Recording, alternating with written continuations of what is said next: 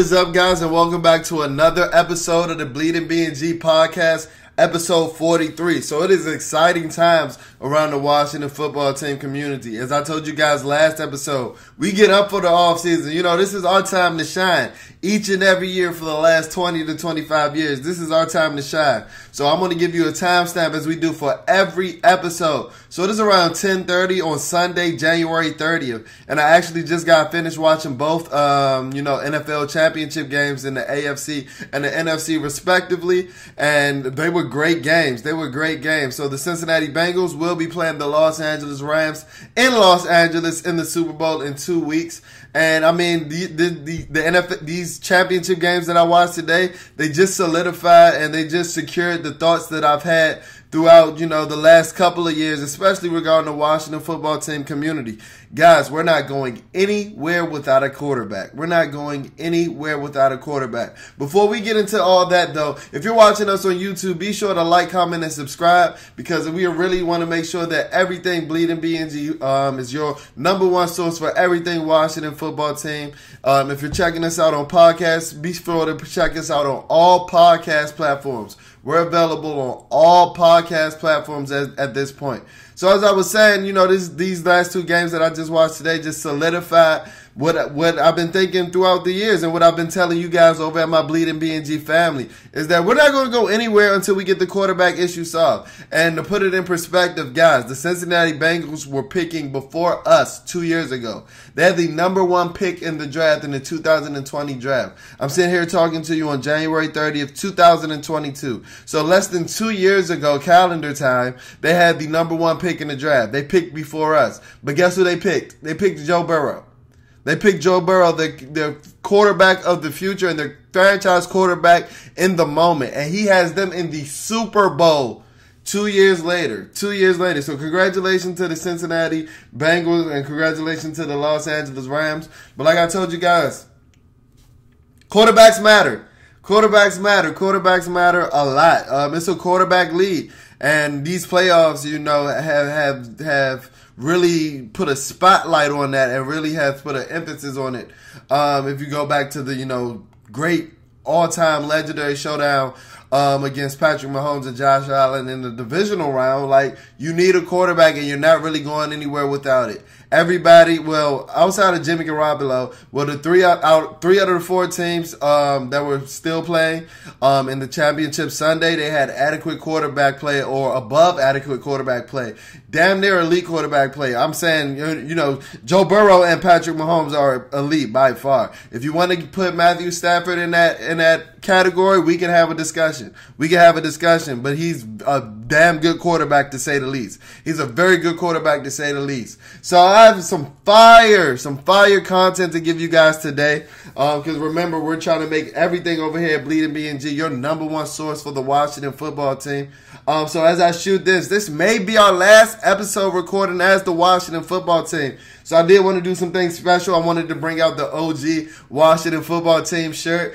Our shirt that we wore in our first episode, because it's looking like, it's not looking like, this may be our last episode regarding us as the Washington, or with us, our name being the Washington football team.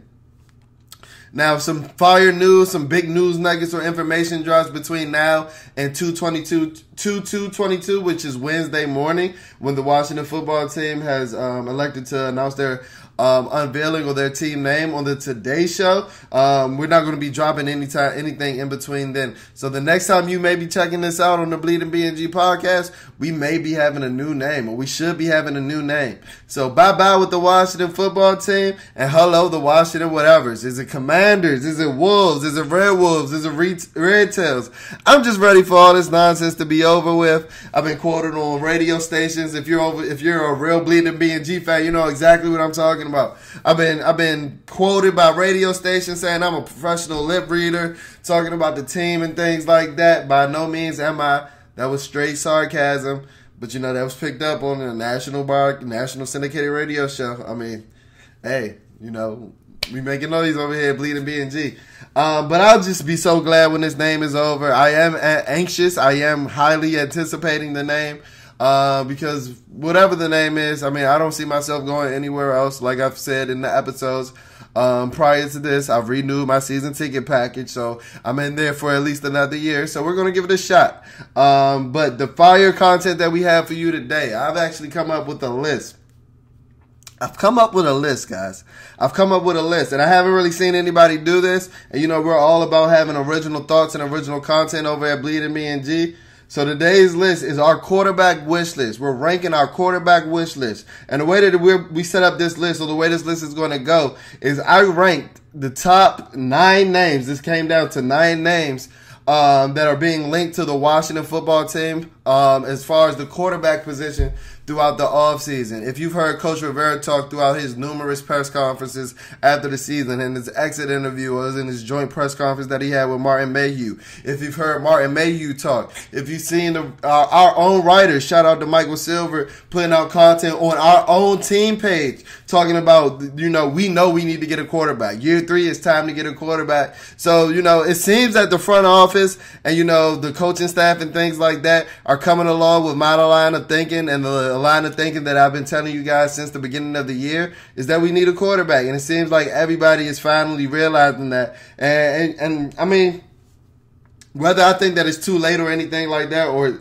whether I think it should have been done sooner or anything like that, I'm glad that we're talking about it, and I'm glad that, you know, this plan is looking to come in fruition, because I'm glad that the front office is finally realizing that you're not going anywhere without a quarterback. I don't want to hear about building around the defensive line. I don't want to hear about building around a bridge quarterback where you're getting all these elite weapons that he can't even hit. I don't want to hear about that 1990s way of roster construction anymore. In 2022, you're not winning unless you have the quarterback. So as I said, this is our quarterback wish list. So the way that I set this up, or the way that I'm ranking these 9 names, is these 9 names have been connected to Washington throughout the offseason. Like I said, whether it be with Coach Rivera, whether it be Twitter speculation, whether it just be social media speculation, whether it be our own writer writing on our website. These 9 names have been linked to Washington as of, you know, available trade options, available draft options at the quarterback position. So I've accumulated a list of 9 names. So I'm going to let you guys know now, this list doesn't contain Jameis Winston, Marcus Mariota, it's Teddy Bridgewater as far as trade or free agency options, or Carson Strong, Desmond Ridder, or Bailey Zapp as far as draft options. While I really didn't consider those names as far as draft options, and while they may very well be selected by the Washington, whatever their team name is at that moment, I don't think that they're going to be picks at 11, especially guys like Bailey Zapp or Desmond Ridder. These are guys I believe that if we do draft them, we'll be trading back for. And even Carson Strong too. I don't think that he'll be the pick at 11. And if he becomes a Washington football team member, it'll be because of a trade back scenario, things like that. And then just be the names that I mentioned earlier as trade or free agent options: Jameis, Marcus Mariota, and Teddy Bridgewater. I don't believe that they're, you know, marginally better than Taylor Heineke. I think all 3 are better, but I don't know how much they move the needle, so I didn't consider those names.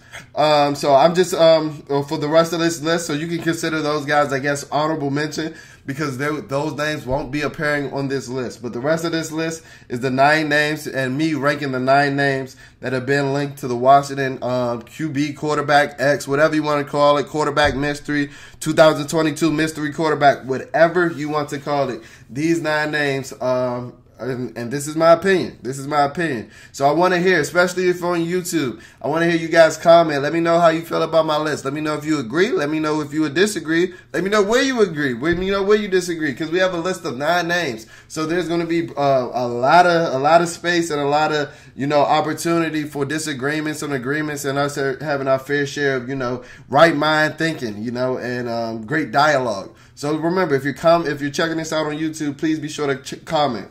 But let's get into this list. So the number 9 name that I have on our Washington quarterback X wish list is Mitchell Trubisky. Mitchell Trubisky is currently on the Buffalo Bills roster. He'll be an unrestricted free agent going into this season. And this is a guy who was the number 2 pick in the 2017 draft. He'll be going into his year 28. He'll be 28 years old going into this season. And, I mean, He's number 9 on this list, so I'm not really too high on Mitchell Trubisky. A couple of things that has going for him is that he does have dual threat ability. His age is a plus at 28 years old, and I also think that sitting behind a guy like Josh Allen can be a plus as well. Sitting in that Brian Daboll system where it seems to really work well for quarterbacks. Sitting behind a guy like Josh Allen, who is a stud, who's probably my favorite quarterback in the NFL at this moment, just in terms of play style and things like that. I think that can be beneficial. He had time to sit away from the game. And I think that, those are the things that's going for Mitchell Trubisky. Some of the things that aren't going for him and why he's the first name to come up, so he's the lowest guy on my list, is I don't think he has, exceptional arm talent, especially outside the numbers. I don't think that he pushes the ball downfield, and I think those are some of the things that you need to do to win in the NFL. You even look at like today's game, the San Francisco 49ers, while they had a great team, they stuck, Nick Bosa, Fred Warner, they have Deebo Samuel, they have dogs all around. The reason that they were lost today is because they ultimately couldn't push the ball downfield with Jimmy Garoppolo as their quarterback. They ultimately couldn't push the ball outside the numbers. So, Mitchell Trubisky, he does have the dual threat, a little bit of dual threat action going on. He's a pretty good runner. I know we don't like labeling right quarterbacks as, good runners or natural athletes and things like that, but Mitchell Trubisky is that. He's a big dude. I think he's about 6'3", 220 pounds. And he's shown flashes. I think a lot of people forget about his 2018 season, especially early in that year. I think that was his second year in the NFL, and that was the year that the Bears were really good. We had that really good defense, where early in the year, before he suffered that shoulder injury, he was playing really good football. I remember he was setting like the fantasy charts on fire early that year, and I believe that he came back a little hesitant following that shoulder injury, and I don't know if the shoulder injury has kind of zapped some of that arm strength and arm talent that he had. Like I said, I don't think he ever had superior arm talent, but with him being a dual threat quarterback and him being 28 years old and sitting behind Josh Allen, everything is a negative on the Mitchell Trubisky front. If we do bring in a guy like Mitchell Trubisky, I'm still going to be wanting to draft the guy at 11, and that's why he's so low on our list at number 9. So going on to number 8 on our list, and we just mentioned his name in our last talking point, is Jimmy Garoppolo, Jimmy GQ. Jimmy GQ will be going into his age 30 season. And one thing that's special about Jimmy Garoppolo is, he holds a 45-18 record. So he's a career record, win-loss record. So he's a career winner. I think that he's been set up in the perfect spots, though. Filling in for a suspended Tom Brady in New England or hurt Tom Brady in New England, and then building and then being traded to this superstar roster that I just mentioned with the San Francisco 49ers. Yeah, the San Francisco 49ers and Jimmy G technically, quote unquote, led them to the NFC Championship game. But I feel like, the team was winning in spite of him. He wanted to give the Dallas Cowboys the game, practically. He was just throwing it to him, and if the Cowboys didn't suck so bad, they might have been playing in the divisional round, because Jimmy G was literally trying to hand them the game after the 49ers had it in the bag, majority of the game. And then you look back, as I mentioned, I just watched the game. His last throw, and what seems to be his last throw as a San Francisco 49er, was an interception in the clutch time. He throws an interception in the, pinned deep into his own end zone, but that's where the clutch moments are. That's the pressure moments where we expect our quarterback to shine and our quarterback to rise. And Jimmy G just faltered yet again. The only reason really that he's higher than Mitchell Trubisky on his list is that, I think he has a better capability of playing within himself. But there are some things that I like about Trubisky better in comparison to, a guy like Jimmy Garoppolo. Trubisky is a way better athlete. I think they have, very similar arm talent, which is marginal at best. But, as you guys can see, I'm trying to talk up Jimmy G. I'm trying to sell you guys on Jimmy G. But if Jimmy G, like I told you guys before, if Jimmy Garoppolo is our starter quarterback going into the 2022 season, there will be, how many? We got 8 or 9 home games next year. There will be 9 Washington football team tickets on the ticket marketplace in section 139 coming from me because I won't be attending the game. I won't be attending a single game if we start out the 2022 season with Jimmy Garoppolo as our quarterback. So he is number 8 on our list. Number 7 on our list, our first draft eligible candidate, and that is Mr. Sam Howell, the quarterback from the University of North Carolina. He'll be entering his age 22 season. In 2020, he threw for 3,500 yards, and pairing him with a guy with his college mate in Dyami Brown could, prove to be something special. One thing that I really did like about him this year is that he proved to be much more of a dual threat capability athlete than people really gave him, any shot of being, or anybody classified him as ever been, with a 1,000-yard rushing season. And while he excelled last year in 2020 with that North Carolina offense, featuring the guys like Daz Newsome, Dyami Brown, Javonte Williams, Michael Carter, Sam Howell has shown that he can excel with a good supporting cast. But the thing that I did like I mentioned about those 1,000 rushing yards is he didn't necessarily have as strong of a supporting cast this year, but he made things happen. I believe that, Sam Howell is more like in my comparison for Sam Howell, is like twitched up Baker Mayfield. I think he's more athletic than Baker Mayfield. I think they have similar statures. I think he has a stronger arm than Baker Mayfield. But one thing that shocked me coming out of like the next gen stats for the NFL throughout the season, I think Baker Mayfield had the furthest throw as far as air yards of any quarterback throughout the season, which is pretty shocking because we don't really consider Baker as a guy that has, the strongest arm or anything like that. And I don't think Sam Howell will ever be a guy that can be considered to have the strongest arm. But, I mean, I really like him as an athlete. I like his mechanics as a quarterback. I mean, I like what I see from Sam Howell. 7 on this list isn't bad. We're creeping up on the list. He did show some regression as far as, a processor to me, this season. And I think a lot of that had to do with, he didn't have his guys there. He was playing with a bunch of new faces, and it showed. If we're being honest, we're not all about sunshines and rainbows over at Bleeding BNG. We're really about giving you that real, honest, raw, uncut commentary. But I mean, I wouldn't mind Sam Howell as, our quarterback for the future. He's not my number one guy, but I mean, if you're giving the realms to a young quarterback, I wouldn't mind it being a guy like Sam Howell because he has shown a lot of promise and he has shown a lot of flashes. So at number 7, Sam Howell, quarterback out of the University of North Carolina. Number 6 on our list, Derek Carr. Derek Carr from the Las Vegas Raiders. Derek Carr will be going into his age 31 season, coming off of a year where he just threw for 4,800 yards. And, he seemed to be the glue of the Las Vegas Raiders franchise. Now, let me mention, today, it was reported that, the Las Vegas Raiders actually hired their GM and actually hired their coach, or is expected to hire Josh McDaniels, the Patriots offensive coordinator, to be their head coach. And I don't think now that with that news coming out, I don't think that the Raiders are going to part ways with Derek Carr. So this might be for naught. So I'm not going to spend too much time on Derek Carr with that information being released in the last 24 hours, 12 hours actually. But I mean, I wouldn't mind Derek Carr as an option as our franchise quarterback. He is on the wrong side of 30, but like I've said, I mean, his play has been better than anything that we've had since, maybe 1 year of Kirk, maybe 2 years of Kirk. But this is a guy that's consistently fighting with, in-house drama going on with the Las Vegas Raiders. Whether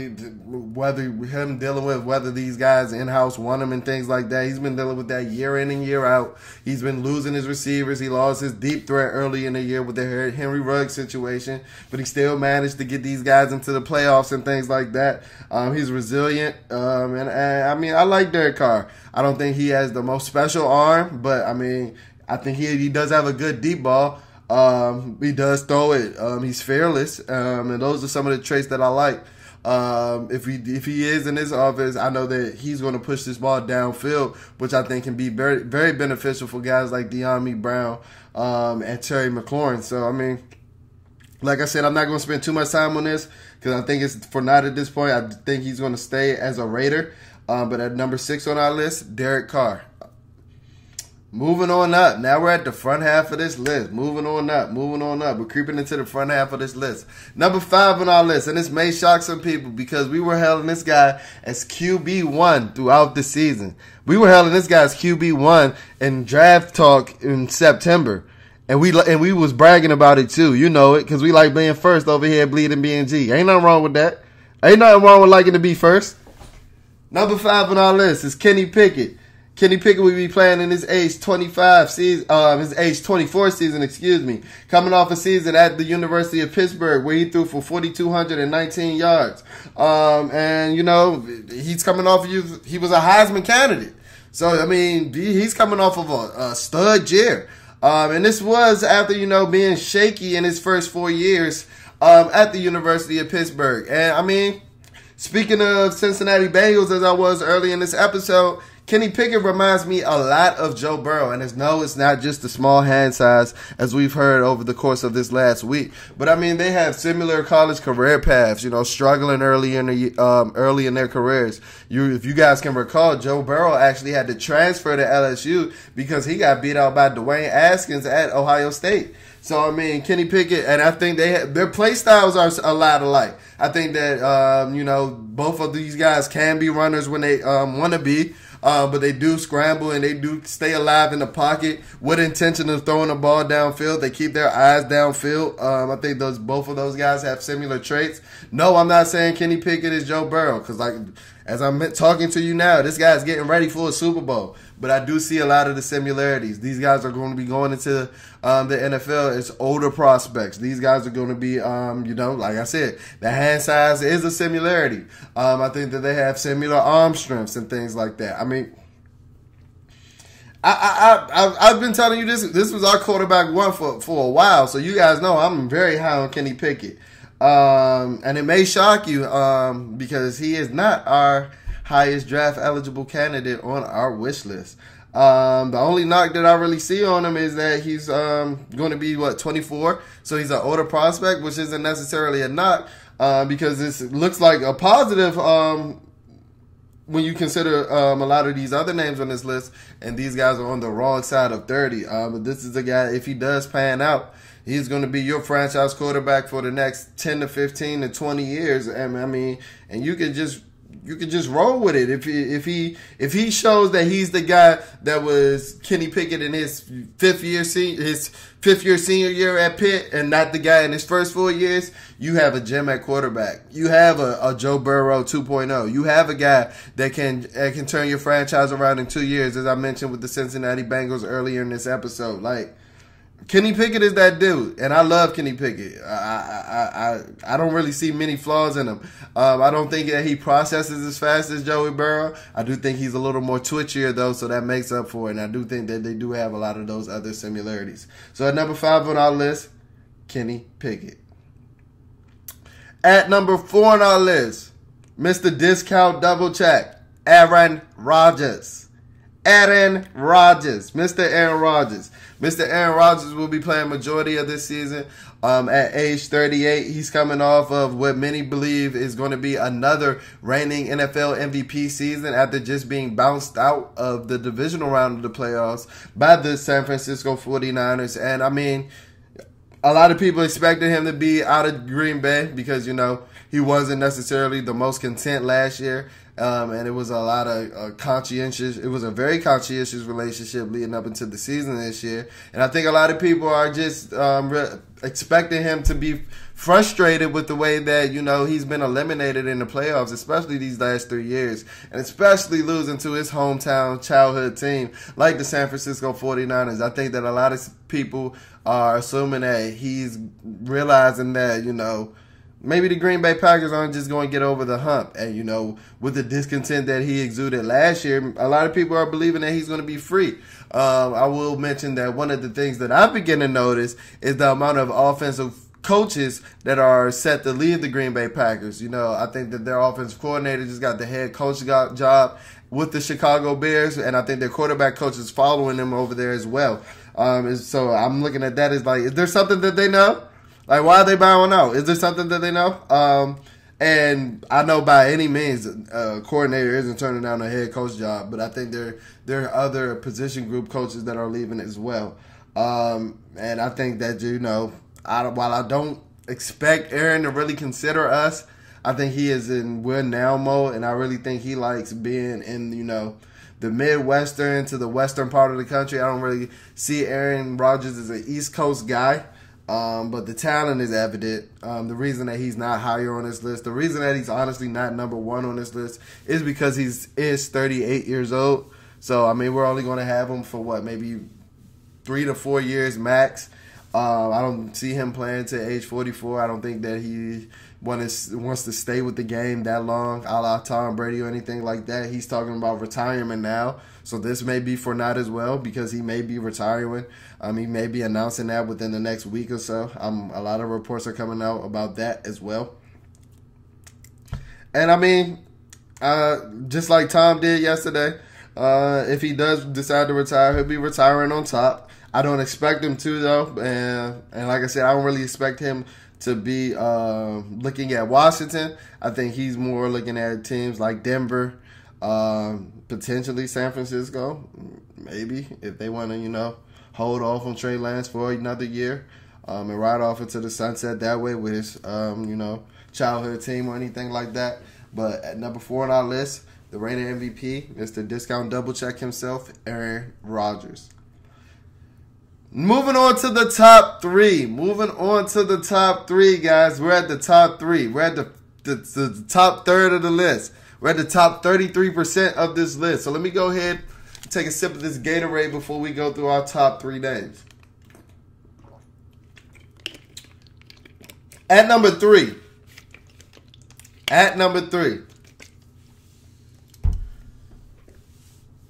Mr. Dangerous. Mr. Let Him Cook. Mr. Unlimited. Mr. Russell Wilson. Mr. Russell Wilson will be playing the majority of this season at age 33. He turns 34 late November. He's coming off of a down year where he did sustain a finger injury. But like let's not fool ourselves, guys. The talent is there with Russ. This is a guy that's always in MVP talks while he doesn't have an MVP. He's always, for the last 6 to 7 years, he's always been considered a top 5 to 10 quarterback. And that hasn't changed this year. And don't let a little finger injury scare you off. If you guys look, he recouped and he bounced back over the last, 3 weeks of the season this year. And I mean, I believe that, this is a really likely destination. I believe that we are a really likely destination for Russell Wilson, even though we weren't on his trade wish list or the teams that he was quote unquote interested in last year. I believe, like I said, I think that this is a real destination for Russell Wilson. He from Richmond, Virginia. Where do we have our training camp? In Richmond, Virginia, if you guys didn't know. And I think that he'll be perfect for this offense, pushing the ball downfield to guys like Terry and Diami, using Curtis Samuel and the plethora of roles I expect us to use him in. And guess what we can present to him? Because I know a lot of people are like, well, why would he leave Tyler Lockett and DK Metcalf and things like that? And why would he come to Washington and things like that? Well, guess what Washington can give him that Seattle has never been able to give him in his 11 seasons with the Seattle Seahawks? A goddamn offensive line. Our offensive line, which was our best unit as a whole this season. I think that those prospects can potentially make Russell Wilson's eyes light up. Like, I mean, the talent is still there. Like I said, don't let that finger injury scare you off. He was a quarterback playing with a bad finger. Like, what did you expect? What did you expect? He bounced back from that. If you look at his last 3 weeks of the season this year, he played Russell Wilson football. Like a quarterback with a finger injury, that's like having a blind doctor. Like it's not going to work out. It's just not going to work out. I'm all in for Russell Wilson. The only reason that he's not higher on this list is the age. He's on the wrong side of 30. But the talent is there. And while he is on the wrong side of 30, this is a guy that you can be having still play, the next 6 to 8 years. I don't know with his play style, but I think that he can play up until he's about 38 or 40 at least, though. Because this is a guy who takes care of his body. I know he spends hundreds of thousands of dollars on his body. I think that, a market like Washington, while we aren't the biggest market, I think it can attract him and his beautiful wife, Sierra. I know they're big in, the Black Renaissance and, opening up small black businesses and things like that. And, that agenda is heavily pushed in the DMV area. So I think that this can be a prime spot for Russell Wilson, who is checking out at number 3 on our quarterback X wish list for the Washington football team.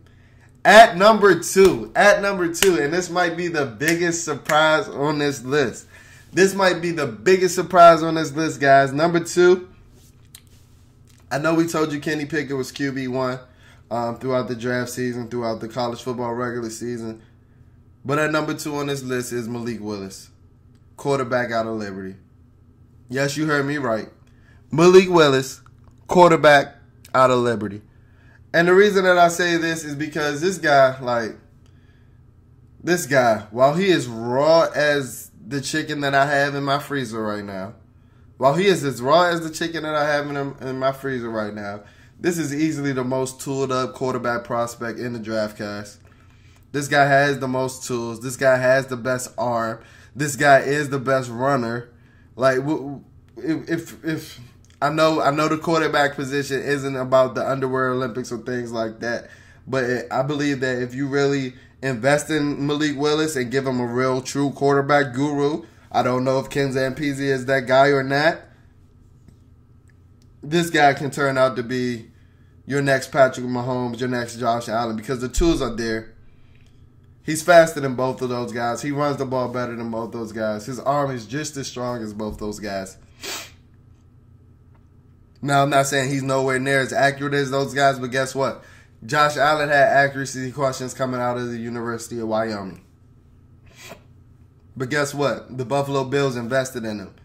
And I know Coach Rivera, because him and Coach Sean McDermott are very close, he refers to the Buffalo Bills model a lot. Well, go get your Josh Allen. My comparison for Malik Willis throughout this draft comp is short black Josh Allen. This dude is so tooled up. This is a guy that can flick his wrist and throw the ball 70 yards on the run. The mental processing is slow, but when you're running a 4.3, 4.4, as he's been reported to run, you can buy yourself a couple of seconds.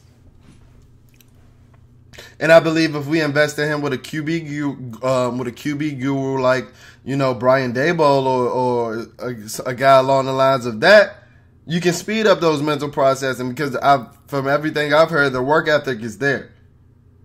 Guys, I know he's played at Liberty, and I know that's a huge step. And if we do draft him, we may need a bridge quarterback, or he may need to sit behind Taylor Heineke for a couple of games. I wouldn't even give it 4 games or things like that. But go watch some Malik Willis film, guys. This guy is Randall Cunningham, Josh Allen, Michael Vick, all in the one. All in the one. And if we can give him a little bit quicker processing time, he has the potential of going down as one of the greatest quarterbacks of all time. And like I said, this is all potential, so don't go and, Bleeding Me and G said Malik Willis is going to be the GOAT. No, I didn't say. I was just based off all potential, but the tools are there. And verbatim, one of the things that multiple times that Coach Rivera has mentioned and when looking for a quarterback this season in his person, things like that, he says a quick twitched up quarterback. Malik Willis fits that bill to a T. Malik Willis fits that bill to a T. The best dual threat in the class with the most natural arm talent. How could you say no? And that's if we stay at 11. Because if we get the number 1 guy out on my list, there's no way that we'll have the 11th pick in our draft. We might be having to give up our next 4 first-round picks for this guy. But I would do it. And that's why he's number 1 on my list. And that is Deshaun Watson, the quarterback from the Houston Texans. Deshaun Watson is going into his age 27 season. Deshaun Watson is coming off a year in 2020 where he led the entire NFL in passing. And, I mean, as you guys know, he didn't play this season. So whenever he plays again, he'll be defending his passing title crown because nobody would have taken it from him necessarily. And we know about all the legal stuff going on with Deshaun Watson. But as I've mentioned before, all that stuff is in the civil court area right now. Nothing has gone to any legislative courts or things like that.